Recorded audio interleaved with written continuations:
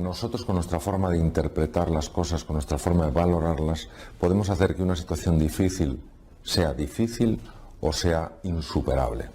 Por otro lado, a través de la cooperación. Se sabe perfectamente, esto se ha estudiado ampliamente, que cuando una persona se siente acompañada en medio de la dificultad, siente que los demás, las personas que rodean realmente la apoyan, que verdaderamente la intentan ayudar, los niveles de estrés bajan. En tercer lugar, generando un proyecto ilusionante. El ser humano necesita mantener siempre la esperanza de que hay un camino que merece la pena recorrer. Entonces, aunque se cruce un desierto, si uno sabe que ese desierto va a terminar en un momento y va a dar paso a una nueva experiencia, se cruza de una forma distinta. Es como cuando uno está en plena noche pero sabe que después vendrá un amanecer, ¿no?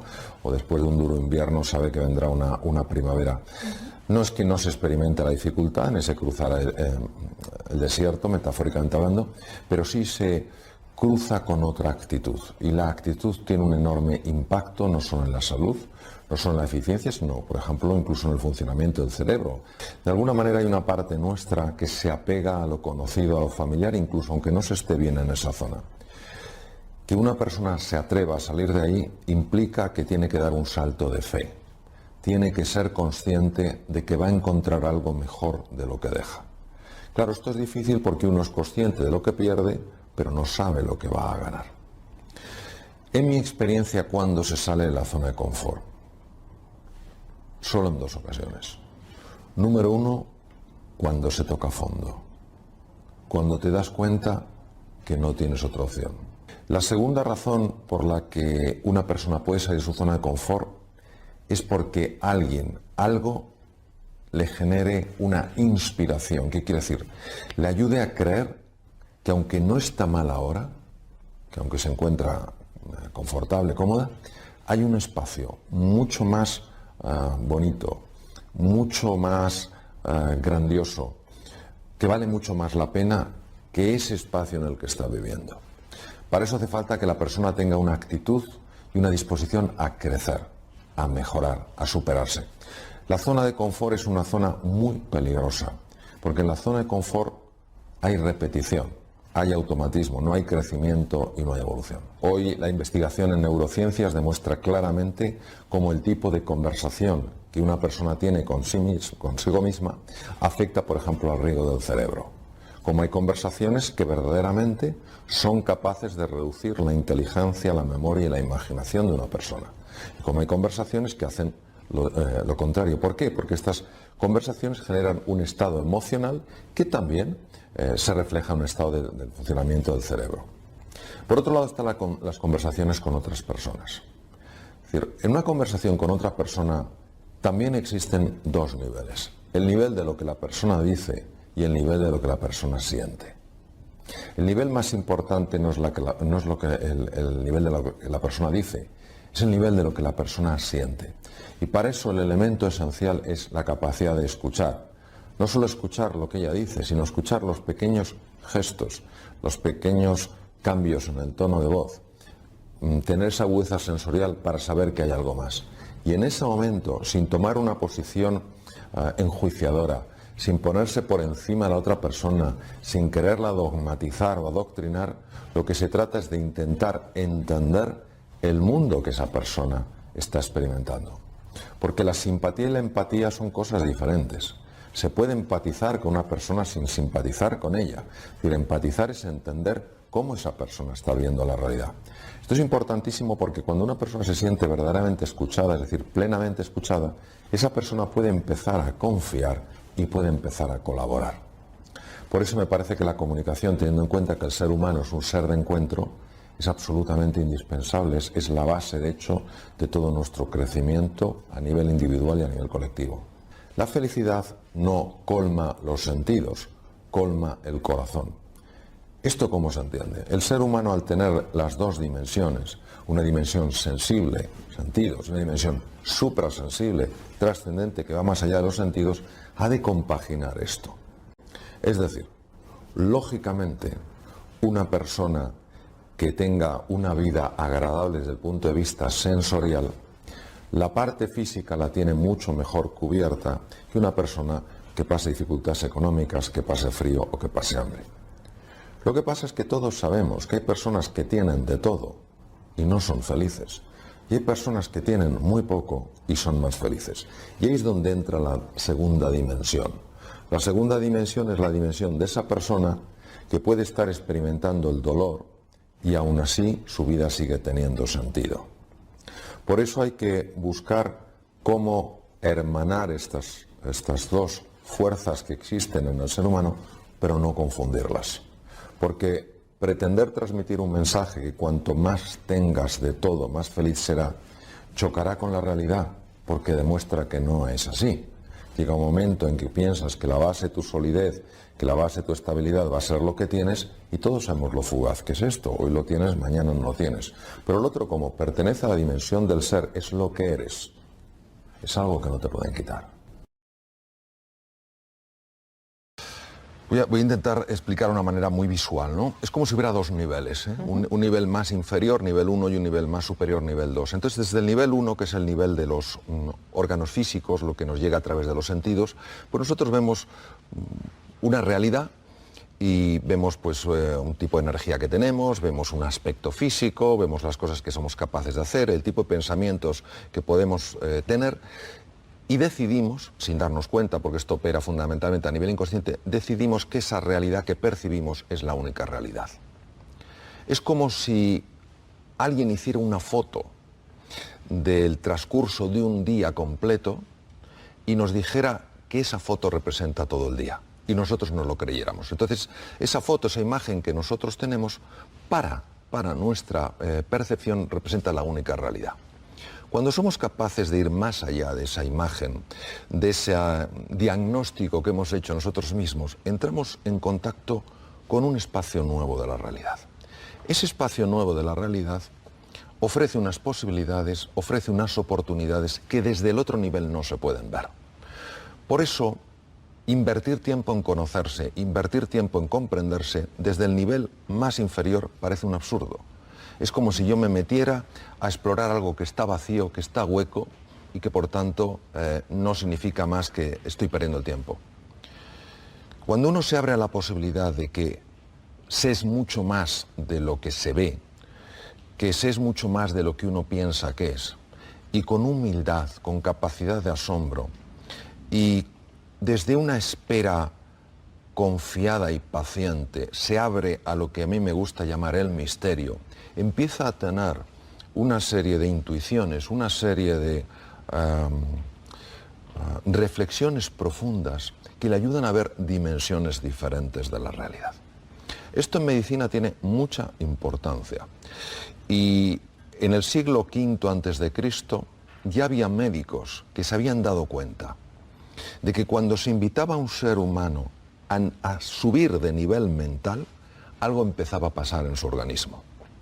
Ellos no sabían lo que era, sabían que había gente que se curaba, no entendían por qué se curaban, pero sí se daban cuenta de que estaban cambiando su esquema mental, es decir, de ver una enfermedad absolutamente insoluble, de sentirse como personas desahuciadas, a empezar a intuir que había cosas, talentos, recursos, capacidades que no habían aflorado. Ellos en aquel momento le llamaron el arte médico, el arte de curar a través de la palabra. Hoy se conoce como psiconeuroendocrinoinmunología. Este nombre tan complejo lo que viene a decir es que los esquemas mentales, los esquemas de pensamiento sí afectan al cuerpo, que los esquemas mentales sí producen cambios hormonales, que los cambios hormonales sí afectan a los 60 trillones de células que tenemos en el cuerpo. Es decir, no estamos hablando de algo esotérico, extraño, fantasmagórico, estamos hablando de un potencial real del ser humano que está accesible. Pero claro, está accesible desde un nivel de conciencia superior, es decir, cuando uno se abre a una realidad que va más allá de lo que los sentidos muestran. Claro, ¿y eso cómo lo conseguimos? Eso se entrena siguiendo lo que se llaman los valores. ¿Qué son los valores? Los valores es todo aquello que perfecciona un ser humano. Es decir, si yo quiero, por ejemplo, tener experiencias nuevas de salud, experiencias nuevas de tranquilidad, experiencias nuevas de confianza, a nivel biológico, lo que tengo que hacer es, número 1, descansar correctamente. Número 2, comer de forma correcta. Y número 3, hacer ejercicio físico. ¿Por qué? Porque eso es un valor. ¿Qué define un valor? ¿Una cultura? No, un valor lo define mi naturaleza. Mi naturaleza me dice que si yo soy cuidadoso con lo que como, si soy cuidadoso con mi descanso, si soy cuidadoso con mi ejercicio físico, yo accedo a otro nivel. Y las personas que hacen ejercicio físico de manera regular y que nos estén viendo, saben perfectamente que esto pasa, que la persona que cuida la alimentación, que la persona que descansa lo suficiente, que la persona que hace ejercicio físico, está más tranquila, está más ilusionada, está más sana, se recupera antes de los tropiezos, acaba de subir de nivel. Hay una serie de valores que lo que hacen es poco a poco irnos subiendo de nivel. Cuando esos valores están integrados en nosotros plenamente, es decir, forman parte de lo que son, de lo que somos, se llaman virtudes. Por ejemplo, la generosidad. Cuando tú buscas cómo añadir valor a la vida de otro ser humano, aunque tú no ganes nada, aunque no te lo agradezca, aunque no te valore, aunque no suba tu estatus, te darás cuenta de que empieza a ocurrir algo en ti. Empiezas a pensar de una forma distinta, empiezas a sentir de una forma distinta, empiezas a ver cosas que antes no veías. La amistad. Cuando sabes estar a la altura de un amigo, cuando sabes estar a la altura del desafío, te das cuenta de que algo en tu interior empieza a ser transformado. La valentía. Cuando te atreves a pesar de tu miedo, cuando defiendes aquello que es valioso y que nadie lo está defendiendo. Cuando te arriesgas a no ser popular, por defender lo correcto, claro. Te das cuenta de que empieza a cambiar tu vida. Este es un trabajo, es un entrenamiento que dura todo lo que la persona dura. Lo que ocurre es que nos va llevando a un nivel desde el cual se accede a una perspectiva completamente nueva. ¿Qué pasa? Que si yo un día estoy irritado, un día estoy enfadado, un día estoy resentido y me encuentro con una persona que está en el otro nivel y que frente a mi irritación él me transmite serenidad, frente a mi agresión él me transmite paciencia, frente a mi egoísmo él me transmite bondad, eso empieza a impactarme a un nivel para mí desconocido porque no es lo que espero. Lo que espero es una reacción en el mismo nivel que la mía, no una respuesta desde otro nivel. Entonces, esa persona, de manera directa, está llamando a lo mejor que hay en mí. Me está invitando, no obligando, proponiendo a que yo también ascienda de nivel. Claro, imaginémonos un mundo donde todos nos ocupáramos un poco más unos de otros, donde todos estuviéramos menos obsesionados con acumular, con tener poder, con dominar, con tener estatus, con tener prestigio.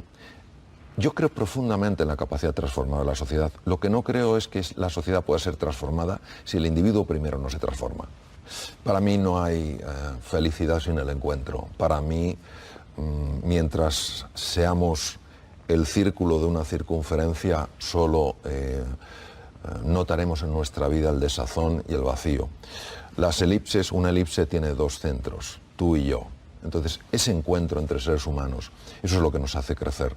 La propia inteligencia del ser humano es una inteligencia que crece en colaboración, que crece en cooperación. La gran ventaja competitiva del ser humano no es sencillamente que tiene un cerebro más avanzado que otras criaturas, es que es un cerebro que en un momento de la historia supo colaborar. En un mundo en el que estamos tan marcado por la incertidumbre, por la ambigüedad, por el cambio, o aprendemos a cooperar, o aprendemos a ayudarnos, o aprendemos a respetarnos, o sencillamente es que no tenemos futuro. Y usted da mucha importancia a la comunicación. Cuando, en una conversación, por ejemplo, entre nosotros dos, cuando estamos posicionados en nuestra cabeza, estamos posicionados en nuestro diálogo interior. Si yo estoy escuchando lo que me estoy diciendo, no puedo estar presente ante la otra persona. No puedo captar lo que me emite, no puedo captar lo que me está transmitiendo más allá de las palabras, porque estoy centrado en mí. Cuando yo me centro en la otra persona, es decir, cuando abro esa elipse para que haya dos centros, tú y yo, no solamente es que capto mucho más de lo que está sucediendo, es que pasa algo sorprendente. Por ejemplo, el coaching tiene una parte que es hacer preguntas. Hay momentos que son absolutamente mágicos. Si el coach está con su coachee intentando hacerle la pregunta rompedora para que el coachee, que es la persona que reciba el coaching, diga, oh, qué coach más inteligente que tengo, qué sabio es, esto se convierte en un absoluto, en algo muy pobre. Si el coach se fía de que hay algo grande que se va a poner de manifiesto, que va a emerger, Cuando a mí verdaderamente lo único que me interesa no es posicionarme como un gran coach, sino ayudar a la otra persona a encontrar su respuesta, salen automáticamente preguntas que no sabes de dónde te salen, pero que son justo las preguntas que la otra persona necesita escuchar para ver la realidad desde una perspectiva radicalmente distinta. Claro, esto implica quitarse de en medio y dejar que algo más grande emerja. Uno de los psicoterapeutas más grandes que han existido, el profesor Milton Erickson, cuando le decían, oiga, ¿qué espera usted que salga de esa interacción que va a tener con su paciente, ¿no? Antes de que tuviera una interacción con un paciente, ¿no? Y él decía, no tengo ni idea de lo que va a salir, pero estoy apasionado por ver lo que puede llegar a emerger. Él mismo sabía que había algo de otra naturaleza, que cuando se ponían las condiciones correctas, de forma natural salía. El miedo es una emoción, y una emoción implica un proceso corporal, es decir, hay un cambio en nuestra musculatura, hay un cambio en nuestras vísceras, en nuestras hormonas, que luego se refleja como un sentimiento. El sentimiento es la percepción consciente que yo tengo de este fenómeno físico, de este fenómeno fisiológico. Y es una emoción cuya función principal, cuyo objetivo es proteger la vida, ayudar a la supervivencia, que no cabe duda que es la misión número 1 del cerebro humano. Hay que distinguir varios planos cuando se habla del miedo. Hay que distinguir un plano físico y hay que distinguir un plano mental.